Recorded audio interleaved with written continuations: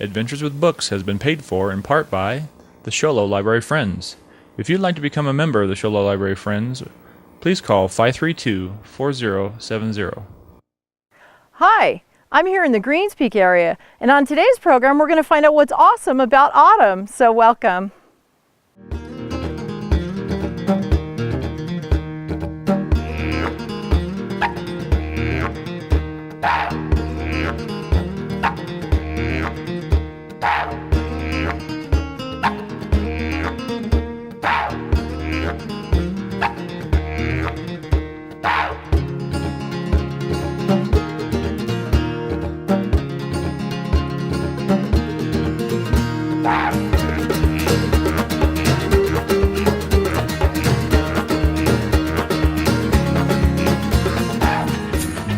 Time hurries on, and the leaves that are green turn to brown.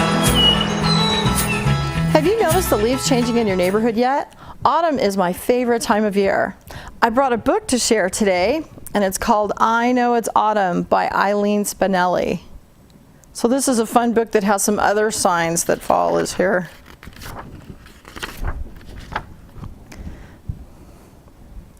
I know it's autumn when the morning light comes late.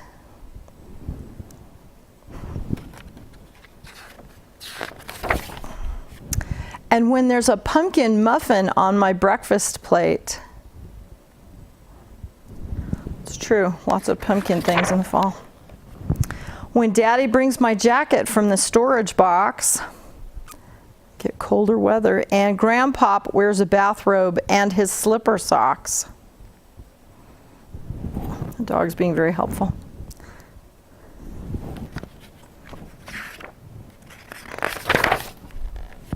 I know it's autumn when the school bus toots its horn, when we drive past an empty field that once grew corn, when leafy trees turn colors, red and gold and brown.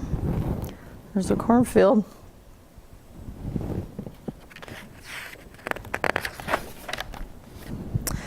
And Farmer Freddie brings his harvest into town. Let's see, it looks like he has pumpkins, apples, and squash. Yum.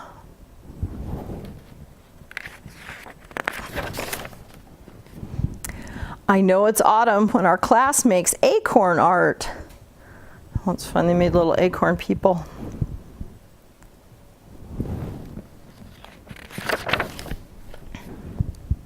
When there's a turkey sticker on my spelling chart.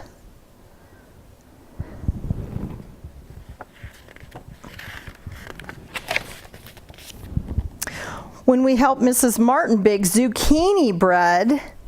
Zucchini bread is really fun. It tastes yummy and it's bright green, so it's a very unusual kind of bread to make. And yellow mums, that's another name for chrysanthemums, are blooming in the flower bed. They bloom when it's fall. I know it's autumn when we rake the leaves in piles, when doorstep jack-o'-lanterns wear their crooked smiles. Oh, that one has a bow on it, that's fun. It's fun to rake up the leaves and then jump in them. When we go picking apples for Mom's apple pie, you have to climb up a ladder to get them.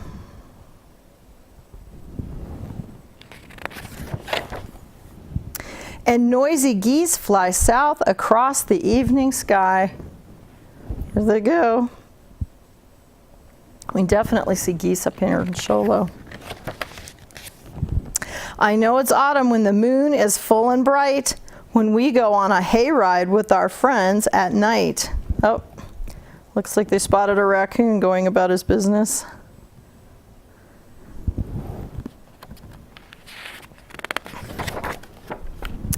When bonfires blaze and the storyteller leaps and claps. That looks fun.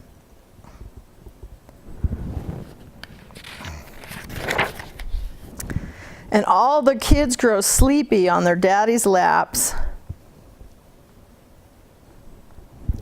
Must be getting late. Sweet autumn dreams, everyone. So that's some more ways that you can tell autumn's really here. And now I'm going to show you how to make your very own leaf frame. This is actually a pretty easy craft. You only need a few things. The hardest thing to come by is clear contact paper. So you need clear. You also need just a piece of yarn. You don't have to have a whole skein, but just about 2 feet. Scissors, a pen for marking, some Scotch tape, a ruler, a hole punch if you have one. I mean, you can punch a hole in it with an ice pick or something else, but a hole punch is really good. Most people have one of those. I brought a couple of decorative hole punches, but you don't have to worry about that. And the most important thing that you need, you have to go out through your neighborhood and pick up a whole bunch of cool, pretty fall leaves. So the first thing that you do is and some construction paper. You need that too. Now I have the big size construction paper, so I can just fold a piece in half, but you can also use 2 little pieces of construction paper. That works just as well. You just make a little hinge at the top. And I will show you how to do that first. Let me scoot these other papers out of the way. So to make a hinge at the top, you take a piece of Scotch tape and you put half on one side. You can kind of eyeball it just as you put the tape down. So half should be on one side. Press it down real flat, flip it over, and then just kind of wrap it around so that the other half is on the other side. So you now have a hinge for your frame. All right, the other thing that you need to do is decide how big a border that you want. I decided to go with a 1-inch border so I could put more leaves on there. You could make a big border and just put 1 leaf in the middle. That's one of the fun things of using your imagination. Whatever looks cool and artistic to you, feel free to do that. So you take a ruler and you measure 1 inch around on another piece of paper. This is just one that I made ahead of time. So I'm just going to show you real quick, and then I'm going to use one I already made. So you just use a ruler, measure 1 inch. Remember to make 3 spots so they line up. And just draw a line with your ruler. Okay, and then turn it the other way, measure 1 inch again.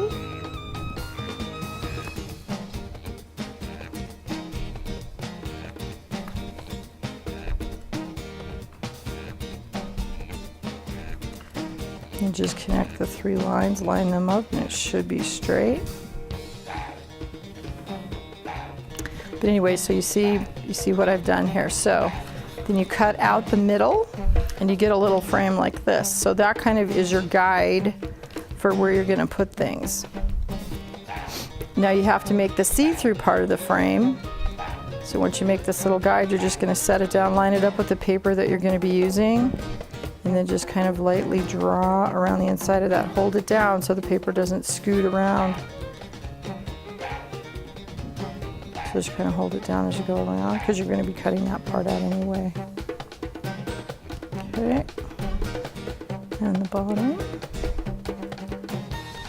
All right, so that is going to be the inside of your frame. Now, it's a little tricky sometimes to cut things out when you really don't have a way to start. So here's a really easy way to do this. Make sure you have an adult help you with the scissors. You know, if you're a tween, that's okay, but if you're a younger person, please have grown-ups help you with just this step. So you're going to fold the paper just a little bit, and you're going to make just a little cut in the middle, just like that. And then that kind of gets you started, so then you can put your scissors in there. And you're going to cut through both pieces of paper because you want to be able to see through both sides. So you're just going to go around there and cut that out. And you can use any colored paper. I mean, I'm using orange. Brown looks really pretty. If you were doing something for Halloween or you really wanted it to be real snappy looking, you could use black paper or pink or purple, whatever color you like. Be careful when you go around the corners. Don't cut way too far. You'll cut your frame in half and then you'll have to start over again, which is no big deal, but just be careful when you go around those corners. And that way you won't have to do that again. There we go. Almost finished.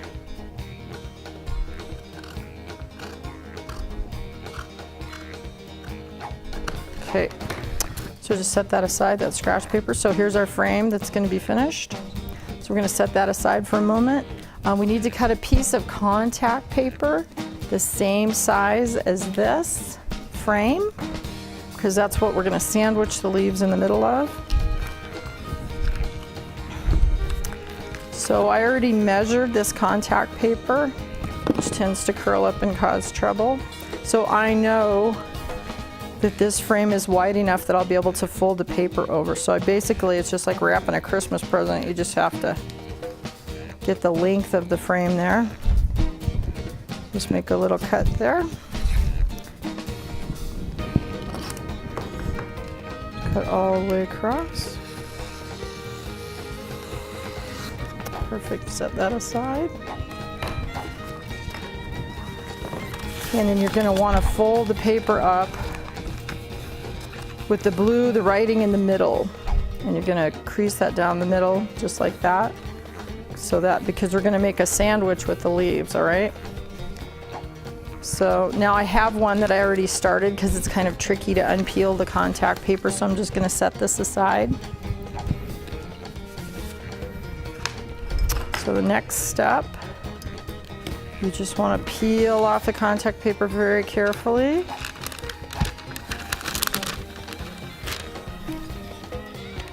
Okay, so the sticky side's up. You can just throw away the wax paper.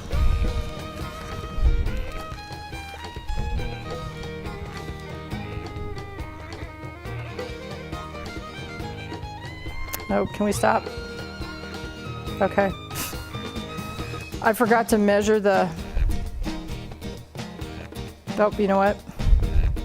Never mind, I can keep going. All right, okay. So right quick, we're just gonna tip this over. We're gonna use this little frame that we made, and we're gonna draw around it right quick. That tells us where we can put our leaves so that they won't be cut off by the frame. So we're just gonna very lightly draw around that. And again, it won't show.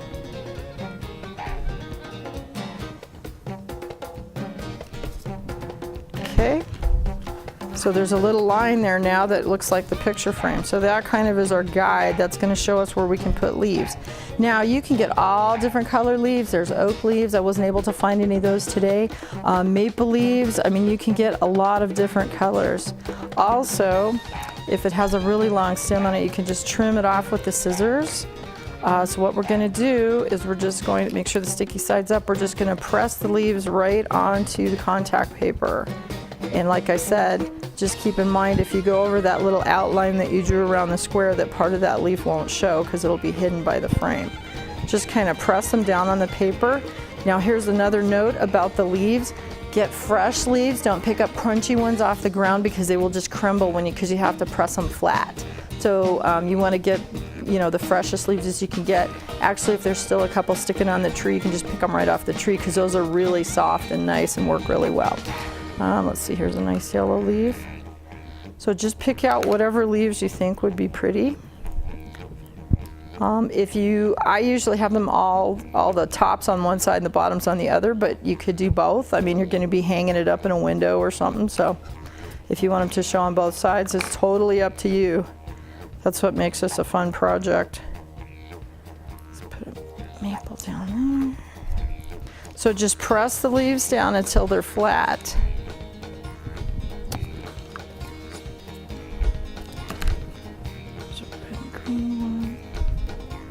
And like I said, it's amazing how many different colors you can find when you go looking around in your neighborhood. Here's an orange. And then of course, if you go up to the woods and find aspen leaves, then they will be yellow. It's okay if the leaves overlap a little bit too, but just press them down as flat as you can get them. The flatter, the better. Okay, I think we've got room for one more. Let's see.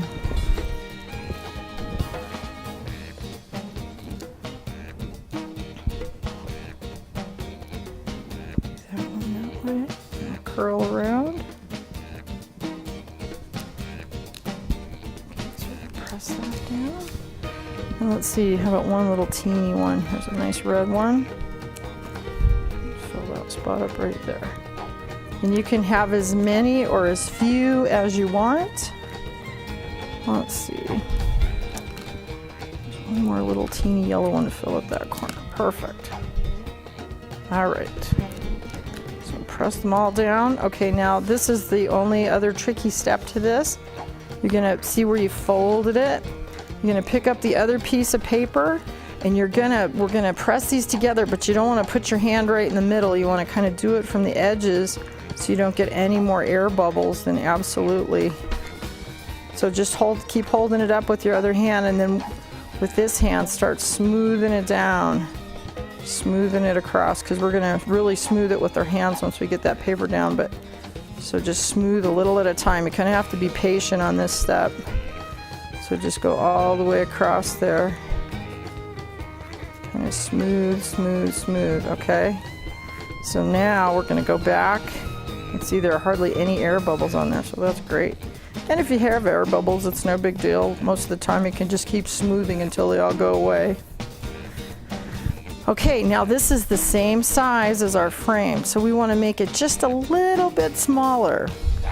So you can just kind of eyeball it. And again, you can use that line that you drew around there to tell you where the leaves are gonna go.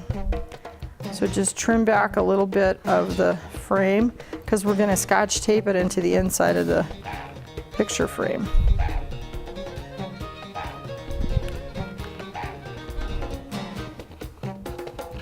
So trim that. Plus, if the edges didn't meet exactly, it just all looks beautiful now, and it's very much a no biggie. All right, so one more. We're almost finished. And this looks really cool if you hang it in a window. I mean, you can put it on a wall or a refrigerator too, but if you hang it up in a window, it kind of shows off all the colors really nicely. Okay, so take the frame that we made. It's really humid today. The paper's kind of bumpy, and you can just Scotch tape that down too if the paper doesn't want to lay flat. Again, that's another one of those no biggie kind of problems. So just kind of center your leaves on there, because you can kind of see where the open window is, so that will show you what's going to show through. Take some magic tape and just tape the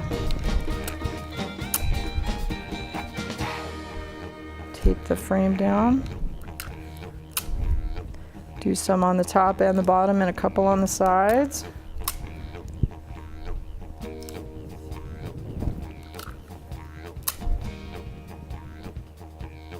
That just keeps it from sliding around in there. There we go. One more.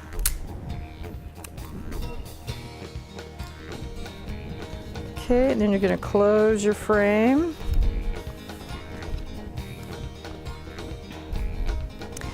And then make a couple more little hinges. Whoops, that little leaf wanted to be part of the program.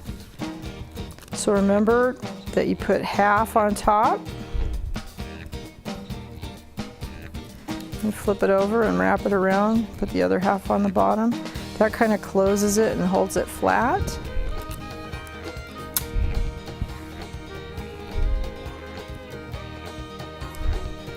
And the magic tape doesn't really show on the construction paper. And you could use, if you just have printing paper or colored paper at home for the computer, you could use that too. I mean, pretty much any paper this size will work. If your frame's still sticking up, you can just stick a little tiny piece on there, because like I said, in humid weather, sometimes the pages just want to stick up.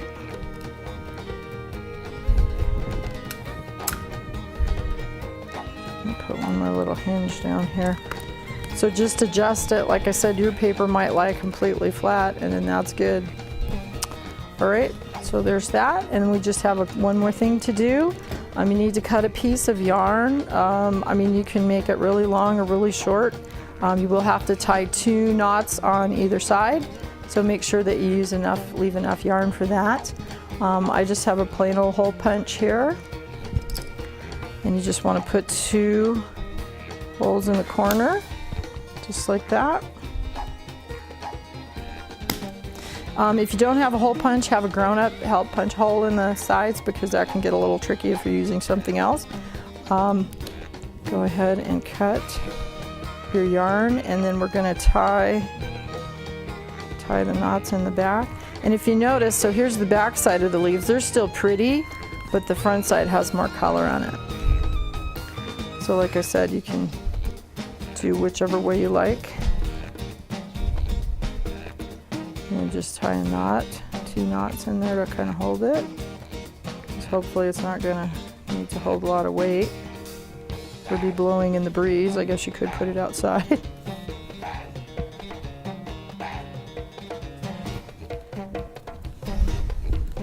And like I said, you can have a long handle, a short handle, whatever you like. I think that one's pretty long, so I'm gonna tie the knots, and then you can just cut off the end if it's longer than you thought in the first place. You can always adjust things. So tie 2 knots. Again, if you have trouble tying knots, have an adult help you. Just cut off the extra. And we're almost finished. So there's the leaf frame. And now I have, if you do scrapbooking, sometimes you might have cool hole punches. I have one that makes a little star. So you can just kind of, but you absolutely don't have to use a hole punch. You could put embellishments on it. You could write your name or put little swirls or leaves, or I mean, you could do all kinds of stuff with just markers. So you can make this as fancy or as plain as you like. There you go, all finished. And now let's go out to Greens Peak and see some really cool fall colors.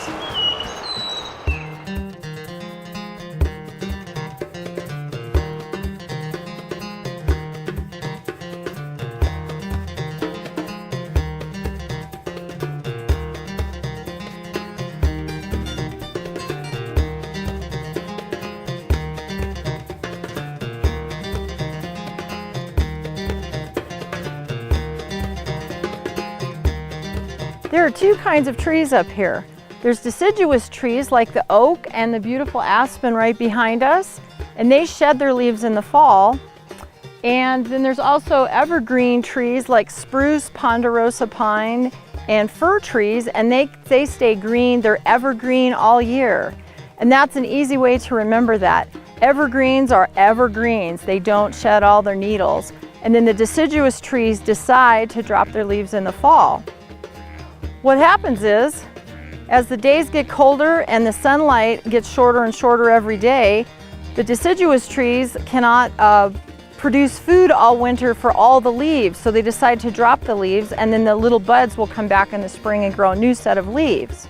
The reason that the leaves turn different colors is because the chlorophyll that you usually see in the spring and summer, the green, bright green chlorophyll, blots out all of the other colors that are always there in the leaf all year. As it gets colder and they decide to drop their leaves, the chlorophyll goes away, and those beautiful colors that you see, the browns in the oak tree, yellow for aspen, and there are even a few red maple trees in Arizona. You have to kind of know where to look for those. Those beautiful colors come out and you see those. Now the orange colors produced by carotenids, which is the same color that color up the orange carrots. And then there's also anthocyanins, and they're responsible for colors in like cherries, cranberries, and they produce a red color, so you might see red leaves around. So that's the things that produce the beautiful colors in the leaves, but that's how come you don't see them in the spring and the summer.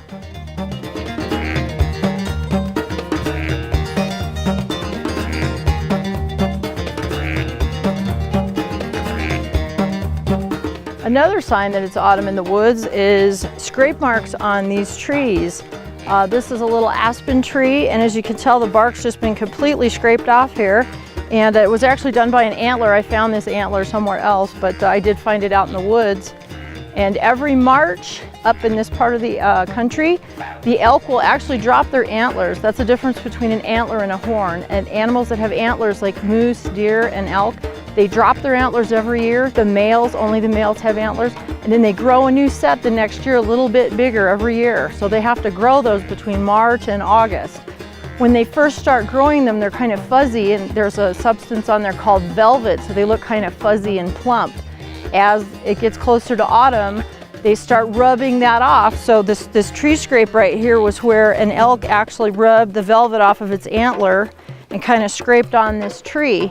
And they rub all the velvet off until the antler looks like this.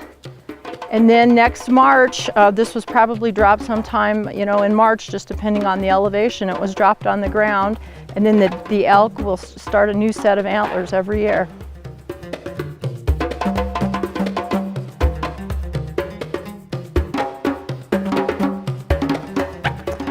I found a dead mullein spike along the side of the road. This grows quite a lot up here in the White Mountains.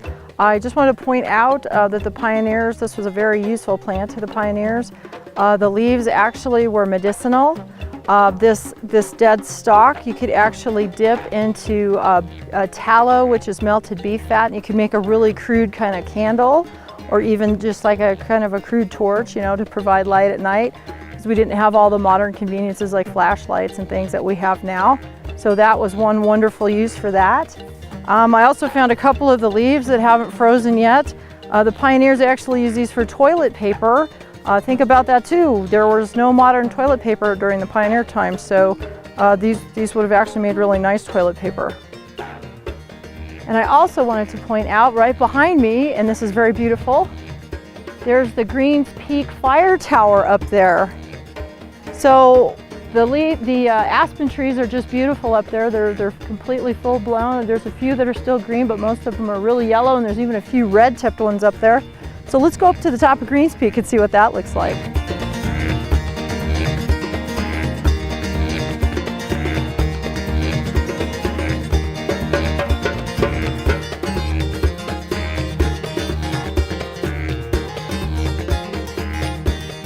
Now we're up on the very top of Greens Peak, and as you look all around you, you can just see for miles and miles, and you can see all different colors on the trees.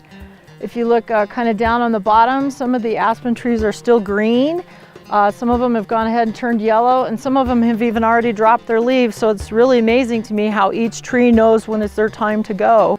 In fact, you can see all the way over to the Sunrise Ski Resort over there. You can see the ski runs kind of on that back mountain back there. There's also some nice little ponds and things. We had a nice wet fall, so it's just shaping up to be a really great autumn.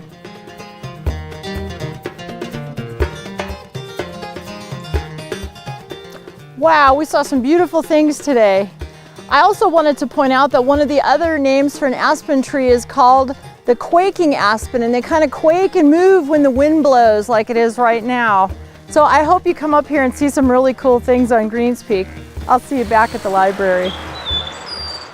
Wow, that was a great trip up to Greens Peak. And if you're able to go up to the top and look off the very top by the fire tower, the view is spectacular. I hope you learned something today. I'll see you next time.